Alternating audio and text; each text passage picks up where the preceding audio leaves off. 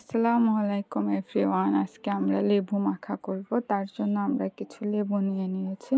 তারপর সেটা আমরা ভালো করে পানিতে ধুয়ে নিচ্ছি যাতে লেবুর সাথে কোনো ময়লা না থাকে, কেননা আমরা লেবুটাকে খোসা সহ কাটবো যাতে দেখতে সুন্দর লাগে। তারপর আমরা লেবুটাকে খোসা সহ কেটে নিলাম। কেটে নেওয়ার পরে আমরা একটু এগুলোকে সুন্দর করে দেখাচ্ছিলাম, তার মাঝখানে এই পিচ্চিগুলা দুষ্টুমি করছিল।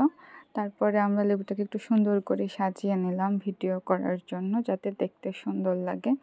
সাজিয়ে নেওয়ার পরে আমি ওদেরকে বললাম গাছ থেকে কিছু মরিচ পেড়ে আনো। তো ওরা গাছে গেল, গিয়ে গাছে নাকি কোনো মরিচই ছিল না। আর আমি ভুলেই গিয়েছিলাম যে গতদিন আমার আম্মু সব মরিচ তুলে নিয়েছে। তো ওরা মরিচ তোলার নাম করে সারা বাড়ি ঘুরে এসেছে।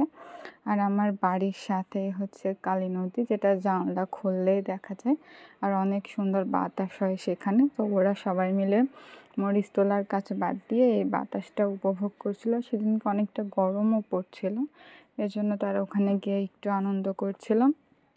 তারপর আমি মরিচ কাটা শুরু করলাম।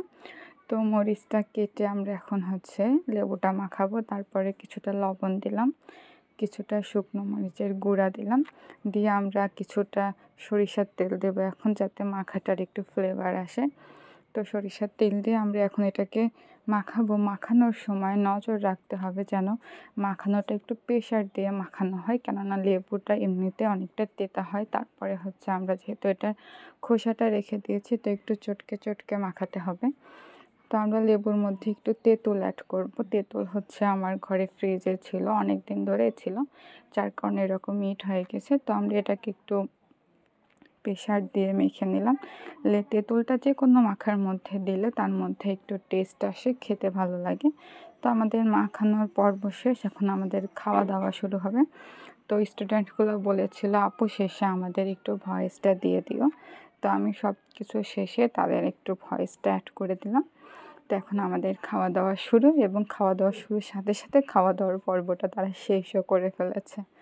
আল্লাহ হাফেজ, দেখা হবে পরবর্তী কোনো ভিডিওতে। আশা করি সবাই ভালো থাকবেন। কি স্বাদ! এত স্বাদ কে?